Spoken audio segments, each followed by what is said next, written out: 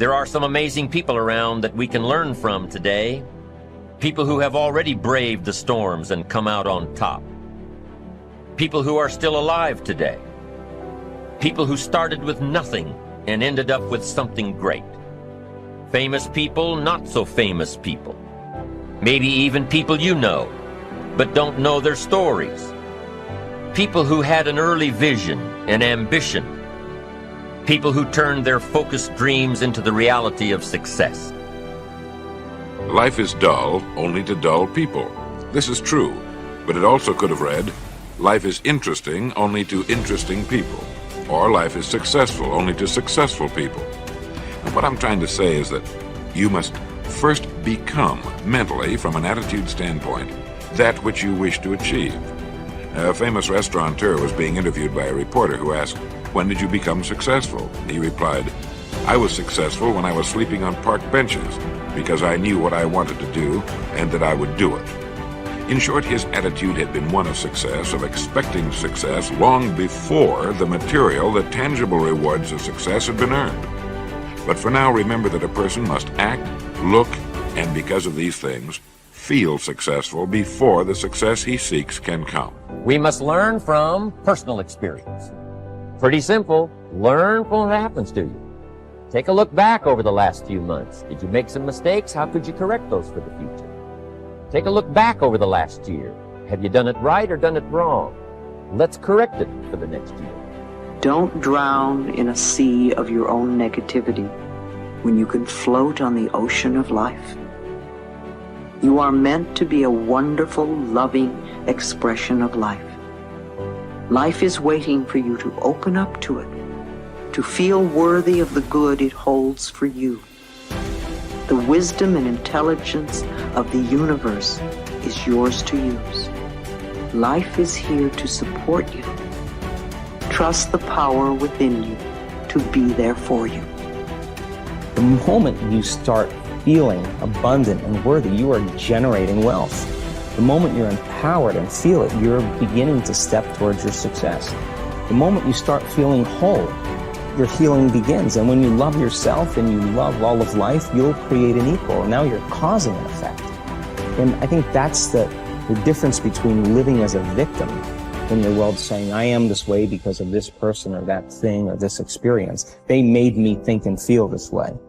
When you switch that around, you become a creator of your world, and you start saying, my thinking and my feeling is changing an outcome in my life. And now that's a whole different game, and we start believing more that we're creators of reality. This is your moment to shine. And if you're not willing to shine, then step aside. If you're not willing to work, then this is not the place for you. You got to toughen up. You got to look up. You got to build up. If you want it, this is the time to go get it. But you got to work for it. You got to believe in it. You got to trust in it.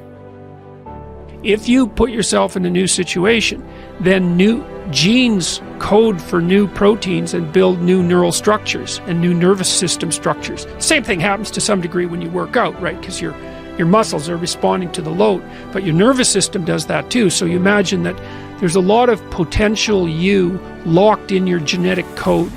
And then if you put yourself in a new situation, then the stress, that's the situational stress that's produced by that particular situation, unlocks those genes and then builds new parts of you. So that's very cool, because who knows how much there is locked inside of you. Okay, so now here's the idea. So let's assume that scales as you take on heavier and heavier loads. That more and more of you get more and more informed because you're doing more and more difficult things, but more and more of you gets unlocked. And so then what that would imply is that if you got to the point where you could look at the darkest things, so that would be the abyss, right? That would be the deepest abyss. If you could look at the harshest things, like the most brutal parts of the suffering of the world and the malevolence of people and society, if you could look at that straight and directly, that would turn you on maximally. And so that's the idea of rescuing your father, because imagine that you're like the potential composite of all the ancestral wisdom that's locked inside of you biologically. But that's not going to come out at all unless you stress yourself. unless you challenge yourself. And the bigger the challenge you take on, the more that's going to turn on. And so that as you take on a broader and broader range of challenges and you push yourself harder, then more and more of what you could be turns on, and that's equivalent to transforming yourself into the ancestral father, because you're like the, what would you call it? You're the consequence of all these living beings that have come before you, and that's all part of your biological potentiality. And then if you can push yourself, then all of that clicks on, and that turns you into who you could be. That's the re-representation of that positive ancestral father. So that's why you rescue your father from the belly of the beast. Acknowledgement is crucial to beginning. You have to dig deep and face yourself in stark reality. What do you think about yourself? Acknowledge your qualities and your flaws, not what your family and friends think about you. And what do you think? How do you feel about yourself? Objectively look inside yourself. You might think that is an overrated mainstream idea, but I promise you it is an imperative step you must take, and a big problem. Consciousness will take shape only if you start thinking about it. First, you have to understand your virtues and flaws. Then you have to begin to speak about them, not advice-seeking, but stating as facts. By speaking about them, I mean you must stand up and say, hey, this is me, I am this person. And it will hurt.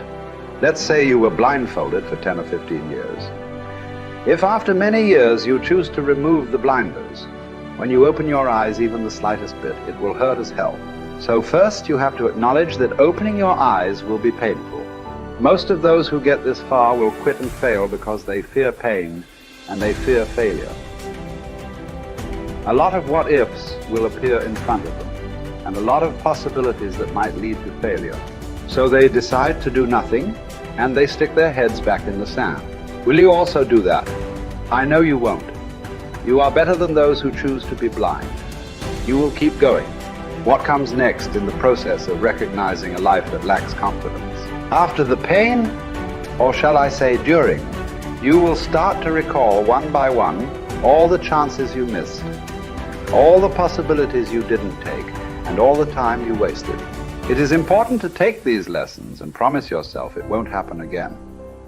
But don't spend too much time regretting a wasted past. Stay in the present, leave the past behind, and act now in a way to improve your future.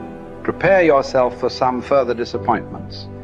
You who are starting to see straight will realize the friends around you are not so perfect as you thought they were. You will see their blindness and how they mismanage their lives. Don't start mocking them. Don't tell them how stupid they are because they haven't asked for your opinion. You must know they are not yet ready to open their eyes. This process has to start from within. You don't achieve worthwhile goals quickly or easily. They take time. They take struggle. They take relentless pursuit day in and day out. That's what it takes. But also, things don't usually fall apart quickly either. At least at first, it's a slow process. A little slip here, a little setback over there, a little wearing down of discipline and will over time. That's the thing. Success and failure are generally slow processes, either slowly building things up or gradually tearing them down. And that's why I say you've got to pay attention. You have to watch. You have to watch every single second, because those seconds,